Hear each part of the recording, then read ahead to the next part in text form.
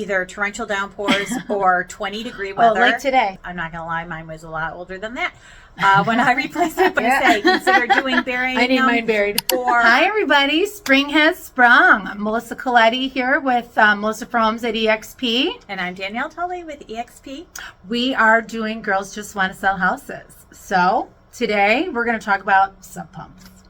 Well, I've been doing a series the last couple of weeks talking a bit about the fact that water can intrude in the house and all that other stuff. And so I've been giving tips about checking on your sump pump and replacing it if it's been a while, making sure that your basement or any storage area has that you've paid attention to it and kind of made sure that you're storing things correctly, that things that can't be water damaged could be higher, maybe things that are in plastic and safer things maybe be on the bottom or lower levels of when you've stacked things or put things on shelves, and just kind of being aware of, you know, what's in those things, the things that memories, right, keepsakes and things like that, making sure that those are up and out, opposed to on the ground and possibly need to be tossed away. Sump pumps in your basement are technically your first line of defense in your home. You don't want to get no water seepage and whatnot. It's very important for you to keep an eye on those things, but basically just to get down to the general all maintenance of your equipment, right? Because it is the first line of defense. So making sure you replace it, have a battery backup. There's just numerous things that you could do that will aid you in, you know, having a water issue. Right. So some pumps are about 7 to 10 years. Anything beyond that, obviously, you're just kind of rolling the dice. I'm not going to lie, mine was a lot older than that when I replaced it. But thankfully, I did it before I regretted it. But power outages, you know, we don't have it too often here, but you never know. You can't you know, assume that you're always going to have power. So a battery backup is a really great way, like you said, a second line of defense after a regular sump pump. And I feel that's very important because we have one in our home, and I get really nervous when I hear it go beep, beep, beep. It's like, oh my gosh, go check the basement. You know, is the battery working? Whatever. But yeah, just also it just keeps your mindset at ease too, you know, especially with today. We got. Well, I like the idea that what you just said is that, like, I never think of my sump pump. It's out of sight, out of mind until you hear that beeping. You're like, oh, wait, that needs to be something I have to kind of deal with. For sure. And so that's kind of a nice secondary thing. Yeah. But then outside of sump pumps, right, sump pumps are trying to get the water up and out around your house. But there's some other things that you can do outside to kind of help. For sure. Just keep the drainage away. Yeah. You could clear the discharge line. You could do that. Remove mulch, leaves, all those kinds of things. Any kind of debris that's in the way. You don't want to have the flow obstructed because that could potentially be bad with some water backup or whatnot. Yeah, this time of year, I mean, obviously we've had either torrential downpours or 20-degree weather. Oh, like today. Yes.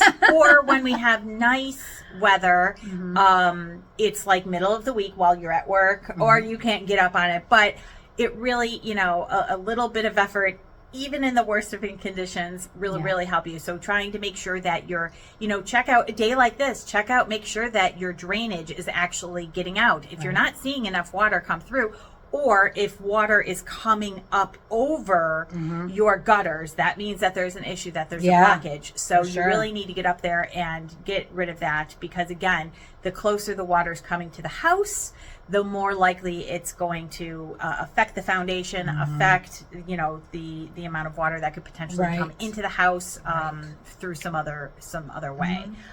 So you could watch for pooling water too after it rains or whatnot. You could watch for pooling water, just to check your grading and whatnot.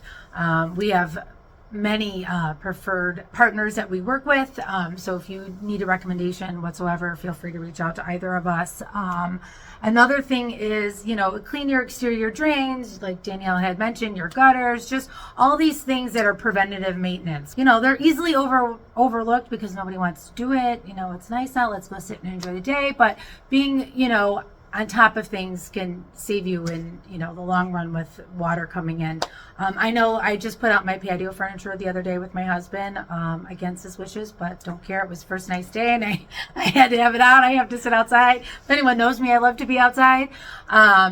And I put it all out, and while I was putting the chairs around our fire pit or whatnot, our sub pump drains into the back corner of our lot, and it had sticks, it had leaves, it had all kinds of debris, plastic bags, anything that the wind blows during this time and then in the winter and whatnot. Yeah. So I was out there cleaning it, and my husband asked me what I was doing, and I told him to come and take a look to make sure, because I get nervous about that kind of stuff, because I don't want to have to put in a claim of some sort or have my valuables lost or ruined, because those are memories that you just can't get back. But. Yeah, and that is another good point. Go outside. Where's the drainage by your neighborhood? On the street, make sure that doesn't have too much leaves, debris, other garbage grates, that might be over the grates. And then also there's usually some sort of system, at least in my neighborhood and a lot of the newer neighborhoods where they've specifically made grading, try to prevent some of that water coming in. I happen to have mine at the end of mine, kind of like yours, where sometimes it might be a neighbor's, but check to see what that's looking like. If they're starting to become water backed up in your neighbors, you might want to give them a call or a text or whatever, head over there. Just watching it, get more and more on their property could eventually affect yours. Right.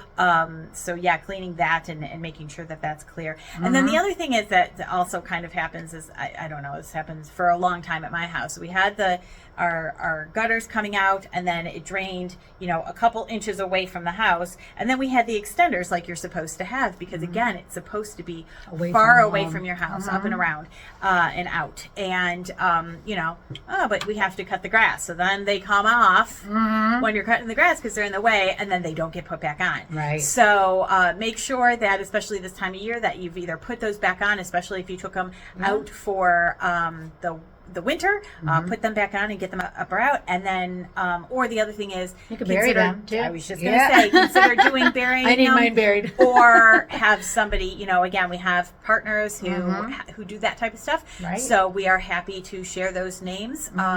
So if you have anything like that or other, if you're thinking about what else can I do for spring maintenance, we have a checklist. So either if you want a checklist of a large amount of maintenance that has to be done in the spring to keep your home well maintained, or if you're looking for a list of our preferred partners, partners, give us a call and we will be happy to share those with you. And don't forget, spring homeowners checklist. It's good to have because it is the best time to refresh, protect, and prepare. See you on the next See you on the next Girls Just Want to Sell Houses.